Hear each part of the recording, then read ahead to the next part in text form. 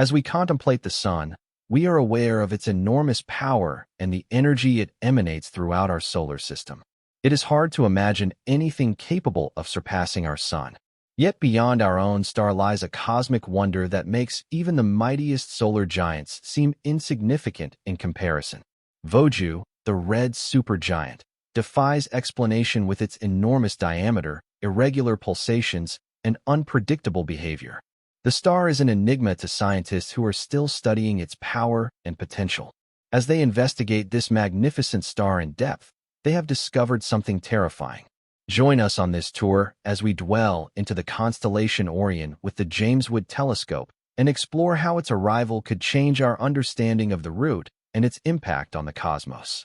If you're interested in keeping up to date with news from the universe and its surroundings, subscribe to our channel. Be sure to like this video and turn on the notification bell. Although many people are unaware of this fact, it is possible to spot Betelgeuse in the night sky during the winter months in the northern hemisphere. Just look up at the sky and focus on the constellation Orion and Canis Major to see this dazzling star in all expo.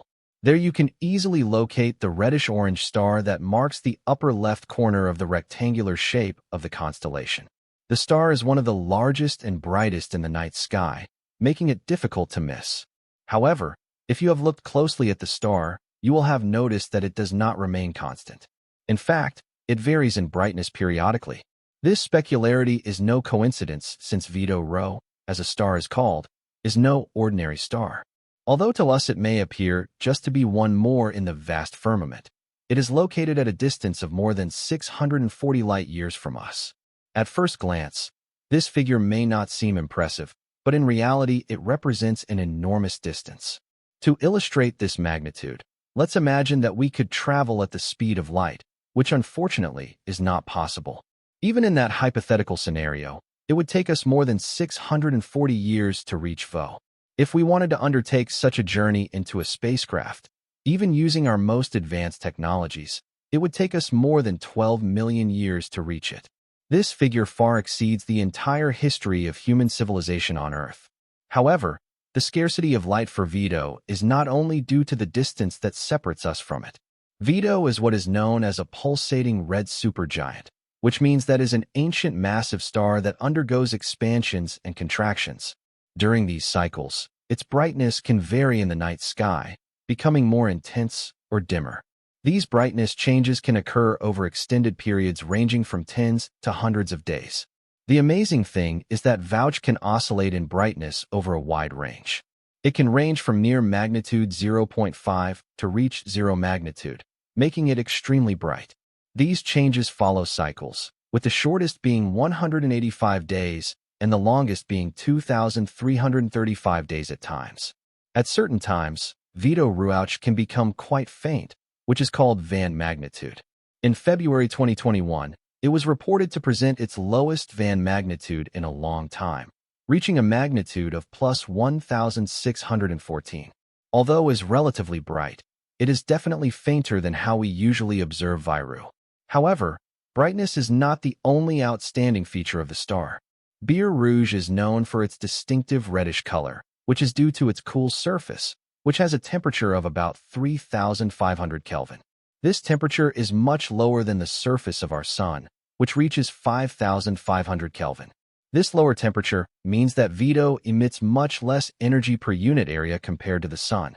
That is why, despite being one of the largest stars we know, it appears much dimmer. Betelgeuse is like that giant that is satisfied with a low profile and doesn't need to show off its size to feel important. However, don't be fooled by her appearance. Lyrac is a supergiant star that is about 20 times that mass of our sun. This is one of the reasons why this star has been the subject of numerous studies. Over the centuries, it has been a prominent object in the night sky and was first identified by the ancient Greek astronomer Ptolemy. His name in Arabic means Orion's armpit. Although not much could be known about Betelgeuse at the time, modern telescopes have enabled researchers to study this phenomenon in greater detail. By analyzing the light emitted by Betelgeuse, astronomers have been able to determine many of its properties such as its size, temperature, and composition. The HA Space Telescope, for example, has provided detailed images of Betelgeuse's surface, revealing intricate patterns of gas and dust. These observations have allowed researchers to create models to understand the star's behavior and predict its future evolution. Varauch has also been studied using the Arikama Large M Submilm Array, or an acronym ALMA-L, a state-of-the-art observatory located in Chile. ALMA, or ALMA, has provided high-resolution images of the surface of Roche, revealing details about its structure and behavior. One of the most remarkable discoveries made by LMA, or ALMA, is a presence of an extensive plume of gas extending from the surface of the star. This plume is believed to be caused by pulsations from Ptero. These positions can be explained by a process called convection, involve the rising of hot gas and the sinking of cold gas. This motion creates waves that travel through the star's atmosphere, causing it to expand and contract. Thanks to the Hubble Space Telescope, detailed images of Vitor Rouge's surface have also been obtained, revealing intricate patterns of gas and dust. These observations have allowed researchers to create models to understand the star's behavior and predict how it might behave in the future. In addition, Vitor's surface is marked by dark spots, also known as star spots or magnetic spots.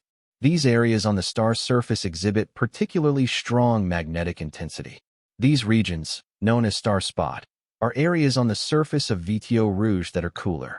This is because the star's magnetic field inhibits the flow of gas from the interior to the surface, creating a cooling effect. As a result, the spots appear darker compared to the rest of the surface. Vitor's magnetic fields is believed to be thousands of times stronger than that of the Sun. This intense magnetic field causes the gas on the surface of the star to be trapped in loops or arcs, describing regions of intense magnetic activity that are visible as star spots. It is important to mention that the presence of star spots is not unique to V2, as they are also observed in other stars, including our own Sun. The star spots in Vitor Rouge are very specially interesting because of their size.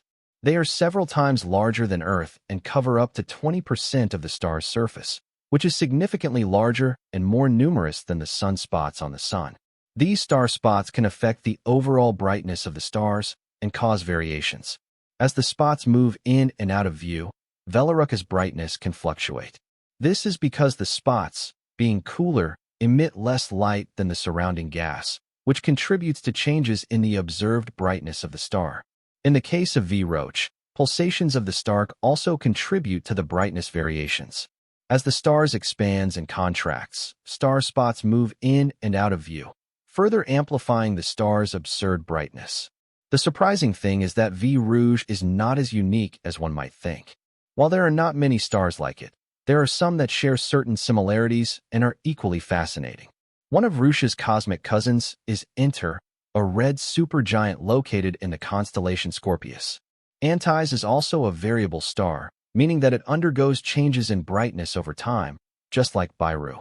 In addition, Antares has a mass approximately 12 times that of the Sun and a radius that is 700 times that of the Sun. So it's safe to say that Antares is no sludge in terms of size. Now what do you think? Do you think Vitor Rouge has already exploded and it's just a matter of time before we see it in our skies? Let us know in the comments box. If you liked the video, like and subscribe to the channel. Thank you so much for watching. See you soon.